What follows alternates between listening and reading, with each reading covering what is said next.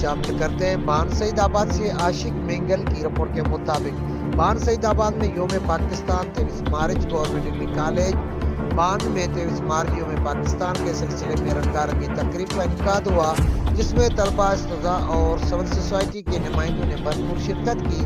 Programme میں ملی نغمے پیش کیے گئے، جبکہ طلباء اور اساتذہ کی طرف سے تقریبیں بھی کی گئی۔ پرنسپل پروفیسر عبدالستار کلوڑو نے کہا کہ پاکستان کی تاریخ کا بہت اہم دن ہے۔ 23 مارچ 1940 کو قرارداد پاکستان پیش کی گئی تھی۔